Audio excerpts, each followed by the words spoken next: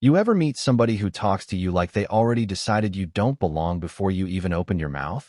Yeah, that's exactly what happened to Vernon Hale the morning he drove up to Blackstone Ridge Retreat. This brand new luxury lodge tucked up in the Bitterroot Mountains, all cedar beams and rich people nonsense, charging $1,400 a night so influencers from California could pretend they were living rugged while sipping wine beside heated stone fireplaces.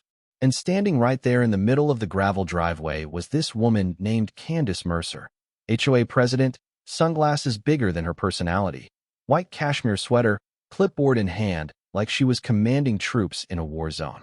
The second Vernon stepped out of his dusty Ford truck, she looked him up and down like he'd crawled out of the woods carrying rabies.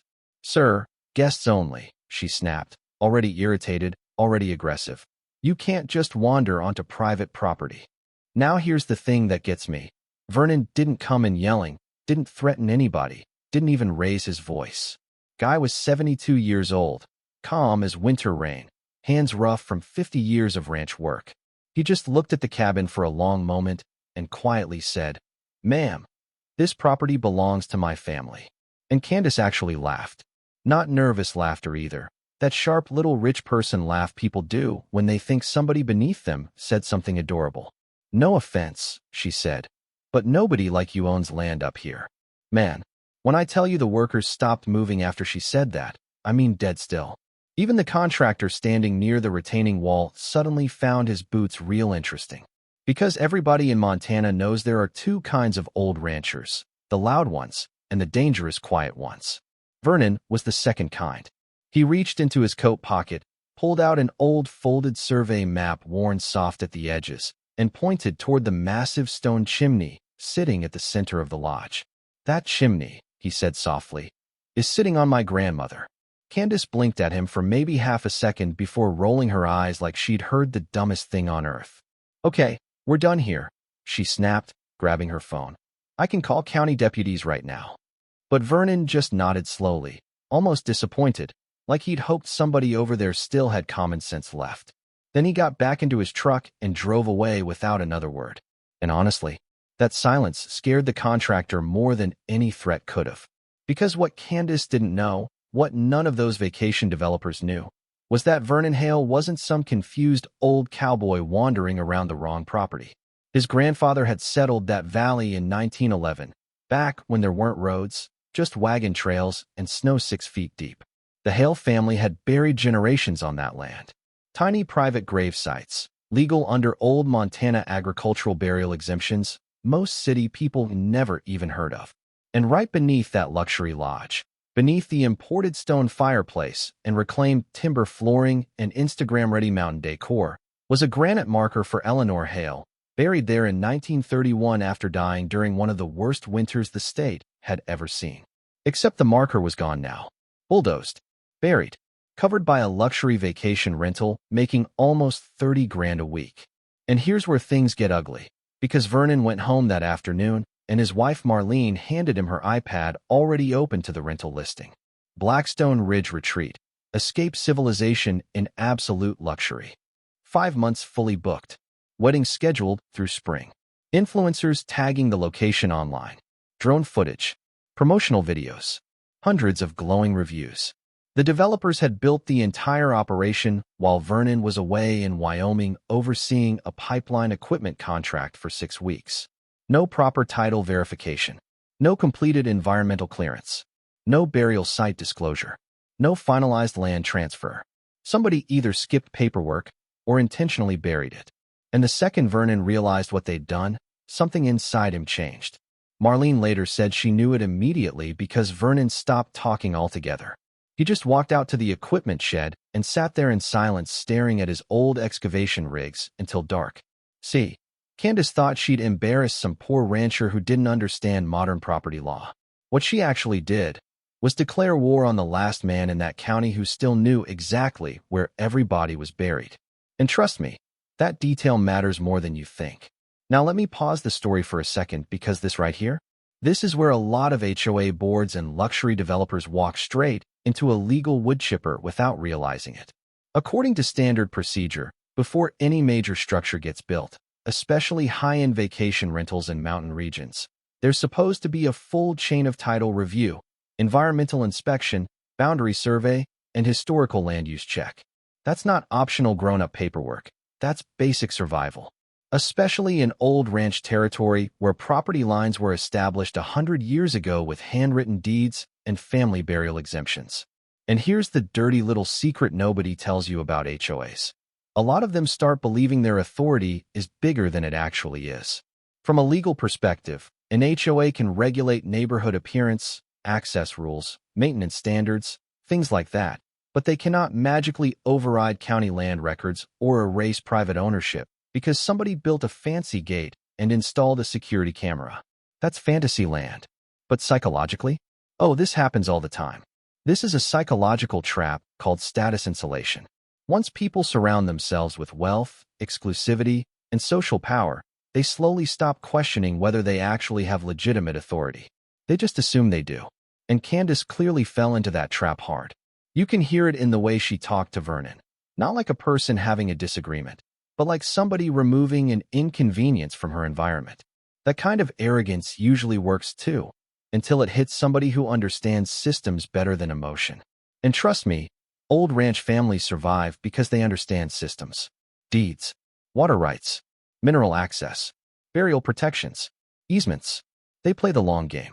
The lesson here is, never mistake silence for weakness, especially from somebody whose family history is physically buried beneath the ground you're standing on. Because once emotion turns into documentation, the entire fight changes. The next morning, Vernon Hale woke up at 4:17 a.m. like he had every day for the last 40 years. Same black coffee, same flannel jacket, same silence sitting over the kitchen table while snow drifted sideways outside the windows. But Marlene noticed something different immediately. Vernon had pulled out the red binder. Now, if you grew up around old ranch families, you already know what that means. That binder wasn't paperwork. That binder was war. Inside were land deeds dating back to 1911, county tax records, hand-drawn boundary maps, burial affidavits, notarized surveys, photographs, even letters from the original county clerk written on yellowing paper older than most people living in Blackstone Ridge. And Vernon sat there turning pages one by one with the calmest expression you've ever seen, which honestly made the whole thing feel worse. Around noon, he drove into Hamilton and walked straight into the office of a land attorney named Dale Mercer, no relation to Candace, although that little coincidence sure made things awkward later. Dale listened quietly while Vernon spread the documents across the desk. At first the lawyer looked mildly interested, then concerned, then pale. Jesus Christ, he muttered under his breath, flipping through survey coordinates. They built directly over a protected family burial plot. Vernon just nodded once. I figured. And here's where the developers made the biggest mistake of the entire story. They assumed money moves faster than rural law. It doesn't. Not in places like Montana. In small mountain counties, old land records carry almost religious weight because families have held that ground for generations. One missing easement can freeze million-dollar projects overnight. One burial violation can trigger state investigations, environmental review boards, historic preservation hearings, the kind of bureaucratic nightmare rich investors hate because suddenly the internet starts asking questions. Dale filed an emergency injunction before sunset. By Friday morning, county officials were standing outside Blackstone Ridge Retreat with clipboards while Candace absolutely lost her mind in the parking lot. Witnesses said she marched straight toward the inspectors yelling, "This is harassment. This is class warfare. This man is trying to extort us." Which, not exactly the energy you want when investigators are examining whether your luxury resort illegally disturbed human burial grounds. Meanwhile, Vernon never once raised his voice. That detail keeps coming up because everybody expected some giant screaming revenge scene. But Vernon understood something most emotional people don't. Calm people make terrifying opponents in legal fights. He let the paperwork speak for him. Survey crews arrived that afternoon. Ground-penetrating radar confirmed subsurface anomalies directly beneath the chimney foundation. Translation? There really had been a gravesite there. Suddenly, Blackstone Ridge Retreat stopped looking like an exclusive luxury escape and started looking like evidence. Reservation cancellations hit almost immediately after somebody leaked photos online. Because of course they did. The internet loves rich people disasters almost as much as it loves true crime. Within 48 hours, travel bloggers were posting headlines like Luxury Montana Lodge Built on Historic Gravesite and HOA Nightmare Turns into Legal Catastrophe. One influencer actually uploaded a crying apology video saying she'd unknowingly practiced yoga on sacred ground. Which, listen, the internet can be ridiculous, but bad publicity still kills businesses faster than lawsuits sometimes. And Candace? Oh, she spiraled hard. See, underneath all that confidence was somebody completely addicted to control. She'd spent years building Blackstone Ridge into this curated fantasy world where every fence color, mailbox style, and landscaping choice passed through her approval first. People like that start believing they control reality itself. So when reality suddenly pushes back, they crack. According to several contractors later interviewed during the civil hearings, Candace became obsessed with proving Vernon was lying. She demanded private investigators, ordered duplicate surveys, tried contacting distant relatives of the Hale family searching for inconsistencies. At one point, she allegedly offered a groundskeeper $5,000 to remove old grave markers from nearby acreage before investigators expanded the search. Yeah, that part came back to haunt her badly. Because 3 nights before the county court hearing, somebody broke into Vernon's equipment yard at around 2:53 a.m. 7 hidden security cameras captured everything in crystal clear detail. A hooded figure climbed the chain-link fence carrying bolt cutters, diesel fuel, and road flares. They moved directly toward Vernon's excavation equipment, specifically the old Caterpillar bulldozer parked near the back shed. Now here's the funny thing about old ranchers. People assume they're technologically behind because they don't spend all day posting online. Wrong. Vernon had installed military-grade trail surveillance systems years earlier after livestock theft problems near the Wyoming border. Motion sensors, infrared recording, remote cloud backup. The footage looked like something straight out of a Netflix crime documentary. The intruder pours diesel along the bulldozer treads, reaches for a flare, then freezes. Because suddenly floodlights explode across the yard. And standing there maybe 30 feet away was Vernon Hale, holding a shotgun low at his side. Not aiming it, just holding it. Calm as church. The intruder panicked instantly, tripped backward over a fuel can, and tried scrambling toward the fence. Vernon never chased him, never shouted. He just said one sentence that deputies later repeated in court testimony. Son, you picked the wrong grave to bury yourself over. Chills, man. Absolute chills.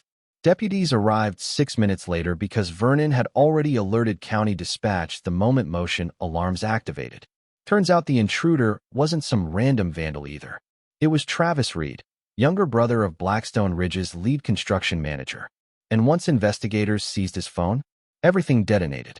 Text messages, payment discussions, conversations about handling the old man's equipment problem. Even worse, one deleted voice memo recovered by forensic analysts appeared to contain Candace herself saying, "If those machines disappear, the injunction dies with them." Now, legally speaking, proving conspiracy is complicated, but psychologically, everybody in town already made up their minds. The story transformed overnight from a boring land dispute into a full-blown corruption scandal involving intimidation, illegal construction, burial desecration, and attempted property destruction. Investors vanished almost immediately. Insurance companies suspended coverage pending investigation. Reservation platforms delisted Blackstone Ridge Retreat within days. And then came the moment nobody expected. Vernon didn't ask for money, didn't sue for millions, didn't demand revenge. Instead, during the final county hearing, he requested only 3 things: full demolition of the lodge foundation over the gravesite, restoration of the Hale family burial marker, and permanent historical protection status for the entire meadow. That's it. The courtroom went dead quiet after he said it, because suddenly everybody understood this had never been about profit. Candace sat there staring at the table looking completely hollowed out, like somebody had finally ripped away the illusion she'd been living inside. The judge approved every request. 3 weeks later, demolition crews arrived at sunrise. And yeah, there's something poetic about watching excavators tear apart a luxury resort built by people who thought old history didn't matter anymore. Workers removed the chimney stone by stone under state supervision. Beneath the concrete footing, Investigators uncovered fragments of the original granite marker cracked during excavation months earlier. Vernon picked up one of those broken pieces himself. Witnesses said he brushed dirt off the engraving with his thumb for almost a full minute before speaking. "Welcome home, Eleanor." That line spread across the county so fast people started repeating it like folklore. But honestly, the strangest part happened after everything ended. Vernon never celebrated, never gloated, never gave interviews. He just rebuilt the gravesite fence himself over several quiet mornings while snow settled across the valley. Because for him, this was never about humiliating rich people or defeating an HOA. It was about something older than that. Respect, memory, blood ties to land most modern people treat like temporary investment property. And once you understand that, the whole story feels different. You know what sticks with me most about this story? It's not the lawsuits, or the HOA meltdown, or even the security footage at 2 in the morning. It's the fact that Vernon Hale never acted like he was fighting over dirt. Because to him, it wasn't dirt. It was memory, family, identity. And I think that's the part modern America forgets sometimes. We've gotten so used to seeing land as numbers on Zillow, investment portfolios, vacation rentals, passive income streams. We forget some places still mean something deeper to the people connected to them. From a legal perspective, this whole disaster could have been avoided with basic due diligence and a little humility. Seriously, one honest survey, one proper title review, one conversation handled with respect instead of arrogance. That's all it would have taken. But ego has this weird way of convincing people they're too important to double-check themselves. And HOAs especially can drift into that mindset fast because they operate in these insulated little bubbles where authority goes mostly unchallenged. This is a psychological trap a lot of power structures fall into. Once people control enough rules, they stop distinguishing between "I enforce policy" and "I own reality." Candace didn't lose because Vernon was richer, louder, or more aggressive. She lost because she underestimated somebody who understood patience, documentation, and emotional restraint. Honestly, that's probably the scariest type of opponent there is. The lesson here is, never confuse simplicity with weakness. Some of the most dangerous people in legal or personal conflicts are the quiet ones who already know exactly where they stand before the fight even starts. And there's another layer to this too. Respect matters. I know that sounds old-fashioned, but it's true.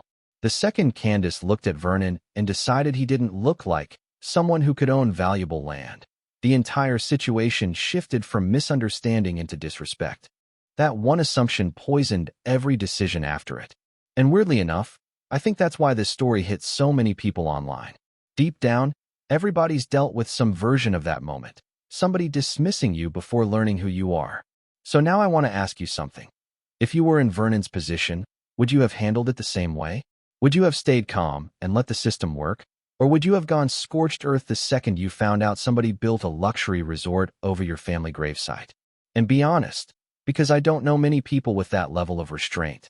Drop your thoughts in the comments, because this story says a lot more about power, class, and respect in America than people realize.